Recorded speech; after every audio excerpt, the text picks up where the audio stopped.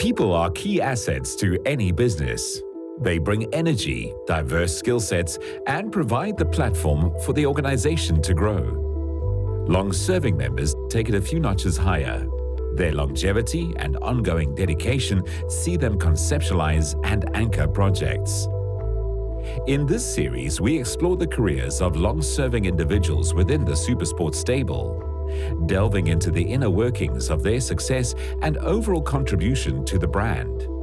In this episode, we profile former Springbok captain and arguably rugby's greatest fly-half, Naas Botha. Naas Botha looking pretty relaxed. One wonders. Well, relaxed on the outside, but he must be pretty tense. What a lot of pressure on this Springbok captain. After retiring from All Rugby in 1993, Botha's involvement in the game evolved.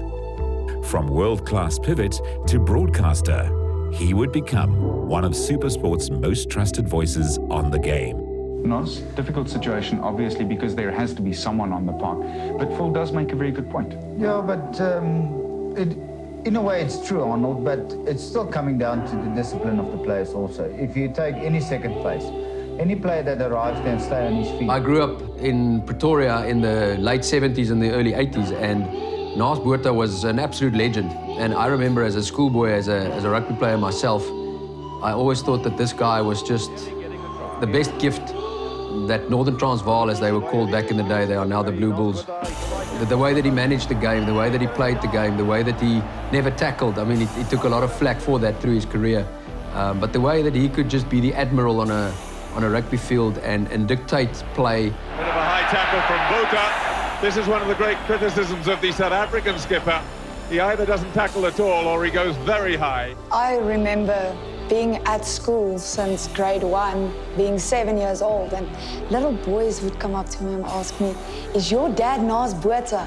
And I would be like, "Yeah, why?" And then I'm like, "Oh no, he plays rugby, let him come teach me to kick and stuff like that." And I'm like, "I'm only 7, I don't know." So 70,000 people hold their breath, millions at home, I'm sure do too. And in off, I'm sure Naas Botha is the most relieved man in South Africa. Hall of Famer in rugby, on and off the rugby field. I think we're talking broadcast now. I think what he's done on the playing field is top class. I mean, one of the first South Africans to go overseas and play, even dabbled with NFL because of his kicking skills. I mean, that's just unreal. And so he tasted professional sport early on, and we just also never appreciated that. You know, when he came back and trying to just share and impart information how things work. I must say, I totally agree with this point of view. We actually had quite a number of discussions during the day. People ask attitude, whatever. I feel it's totally wrong. I believe there's enough time for the Boks to play even last night. People say he started a lot of things, Boots and All, which was a magazine show at SuperSport, just to grow as a company, you know, to grow yourself with and your own brand as well as their brand. Talking about Springboks, Naas, good to see you as well. Brushing up on some Spanish. Los Pumas are in town. Hola, Naas Botha. What can we expect from... I think Naas is professional enough. He stays neutral. Doesn't matter if the biggest enemies, the All Blacks or Wallabies or the Lions are playing. He stays neutral. He evaluates the game. And he can tell you within 10 seconds, listen, that's not right, that's wrong. Okay, 77 minutes on the clock. We get the ball inside our own 22. We know we're under pressure, but we've got 3 minutes to go. We kick it out. You know, you take New Zealand anytime. Yes, and we can look at New Zealand because they are the number one and they're the best. They will not kick the ball away. They will keep playing and playing and playing from inside their own 22. To commentate with the man, an absolute pleasure, because basically I was calling the games and he was doing the analysis. And Naas Botha was a genius rugby player and a wonderful appreciation of the game of rugby. I'm extremely proud of him. Just for what he's done for South African sport and just the kind of person that he is.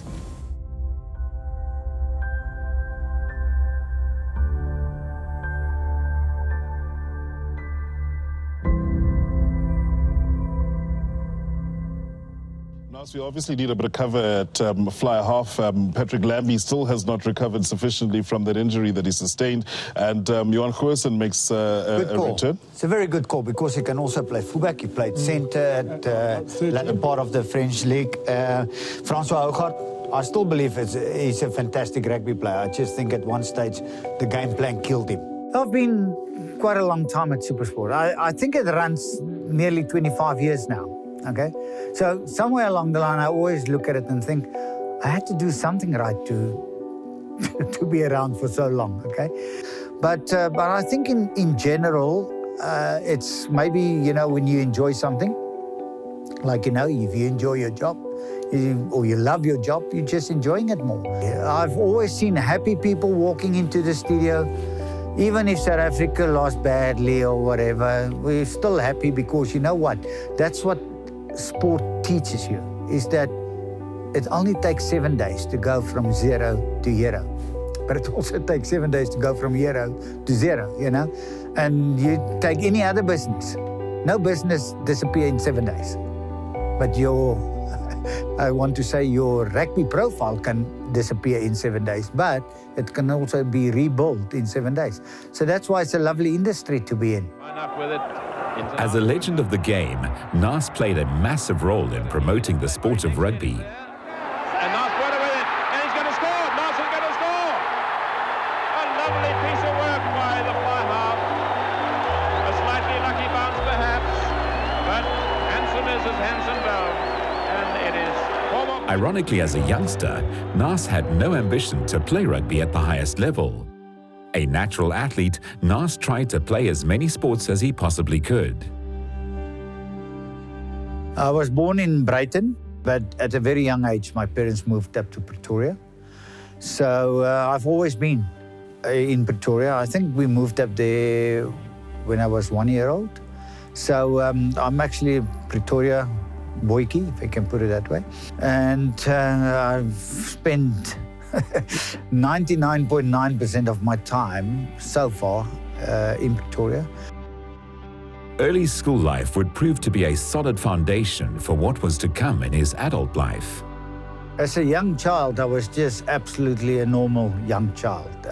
At primary school, we did everything. You played a little bit of rugby, you did a little bit of swimming, played a little bit of tennis, played a little bit of cricket. At high school, it was slightly different. I played rugby, I played tennis, I played cricket. I played quite a bit of baseball, but that was a non-school activity at that stage. I went on to under 16 junior World Series in Europe for South Africa.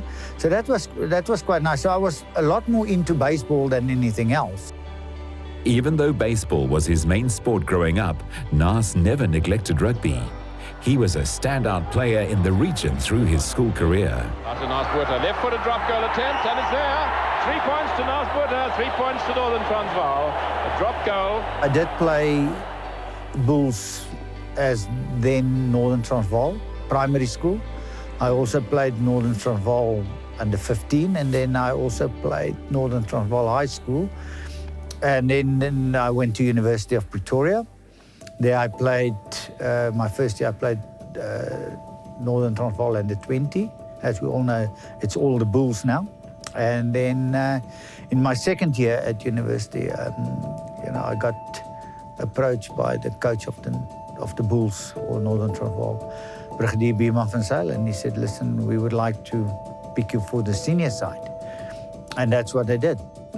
Natural ability is one thing, but a strong support structure is what drove Naas to do great things.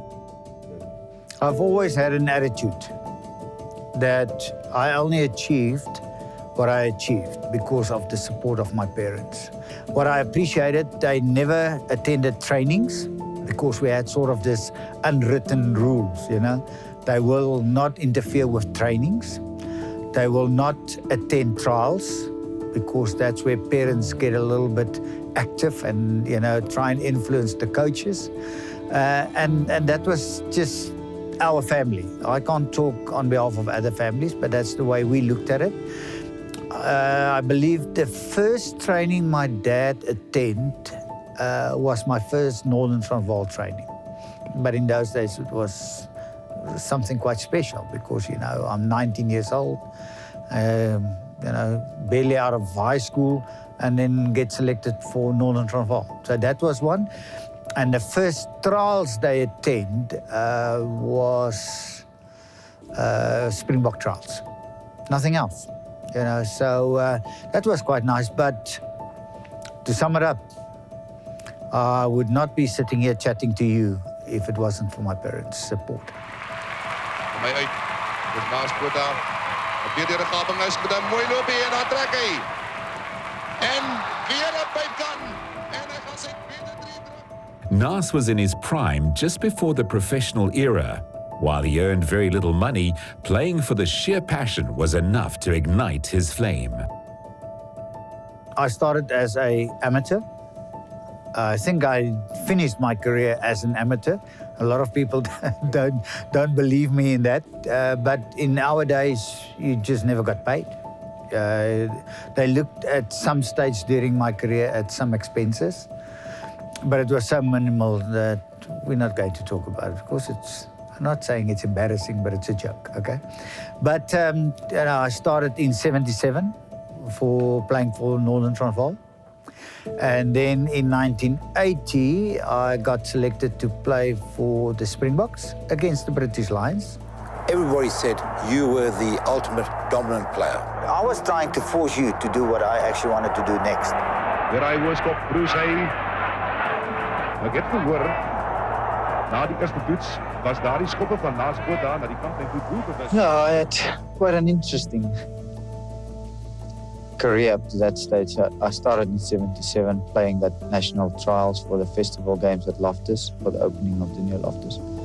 And I started, I think, in the 6th or the 7th team, and I ended up in the C team playing against guys like Gerald Boss and De Vetras and Robbie Blair. And after that, they announced, I think, 4 teams, and I didn't make any. I wasn't in any side, so you know, I had the feeling of sitting on the sideline and watching the other guys play, you know, playing Springboks for the Gazelles. You know, that's actually supposed to be the road to the Springbok Blazer. In 1983, I just got a little bit of, I want to say, not tired, but I thought, you know, I need to do something else. So I went on a little bit of a detour. I got expelled out of rugby because I went to play American football. And I went to training camps with the Dallas Cowboys and also New England Patriots. And I played in 4 pre-season games as warm-up games for the Cowboys. And then 2 years later, I got a call and they said, but why don't you come back to South Africa? I got reinstated into rugby. And then, you know, just the normal rugby life. Got the Springbok captaincy in 1986. And in 1987, I started going to Italy in the off seasons. So there I spent another 6 years playing rugby in South Africa and also playing in Italy. But that was before the professional era. So I retired in '92. And rugby actually turned professional in '96, I think. Yeah. So I wasn't part of all that. I was at least part of South Africa when we re-entered the international rugby world, if you can call it that, in '92, when we played New Zealand and Australia. And at that end of that year, we toured France and England. So I was part of that transition, but never part of the, let's say, the professional era. But we did earn some money in Italy, you know, and that's why we always smile about it and say, you know, we were amateurs, but you know, somewhere along the line, we did make a little bit of money out of playing a game we all love. As all good things do, the Winning Machine's playing career would eventually come to an end. After retiring from all rugby in 1993, Botha's involvement in the game evolved. Eager to stay in the sport which gave him so much as a player, Naas soon made the transition to the world of broadcasting. Growing up, yes, of course, we were very into the Mnet sport scenario, but without thinking that I would ever going into that industry, if I can put it that way, because I was a player. We asked right at the beginning, wouldn't it be beautiful if this man dropped a goal? Well, that is one out of the top draw. What a moment to treasure. Opportunity would come knocking on his door in the form of then CEO of Mnet Supersport, Russell McMillan. Naas was initially offered a job as a presenter-commentator on a freelance basis. Later on, in 1996, McMillan raised the stakes, offering Naas a permanent deal. We had a lunch one day in Randburg. The discussion started and he said, but, you know, you're doing these games, okay, and why don't you just do it on a permanent basis? And I was like one of the first guys to do rugby games, if I can put it that way. And I said, okay, but there's a couple of things you have to keep in mind. And I gave it all to him. I laid it out on the table. I said, you know, I've got this and this and this and this, and if you can accommodate this, it would be a fantastic opportunity. After signing the deal, Naas never looked back. 25 years later, the former kicking machine still graces our TV screens with top-notch analysis. Imagine you had an opportunity to go to the Olympics. If I talk about Naas Botha, a lot of his rugby work that he's done post his career, a lot of that time was overlapping with the great Hugh Bladen, who's Uncle Hughie for us. I mean, his commentary, when you hear it, is iconic. This is what we call our commentary box, which is a fantastic view of the ground. You know, and I think the way Naas has contributed to our business, you know, in the mid-90s when he was signed at SuperSport by Russell McMillan, our CEO from back then. I mean, it was a massive scoop for SuperSport to sign a guy like Naas Botha. You know, now we look back at a 25 or 26-year career in broadcasting. I mean, all I can do is salute Naas Botha. It was an absolute pleasure to work with Naas Botha. His knowledge of rugby is immense. His tactical appreciation is just unsurpassed. And the fact that he has brought that knowledge through into the broadcasting world, I think has been a huge benefit to all the viewers. Not only the Northern Transvaal viewers, but South Africa's viewers.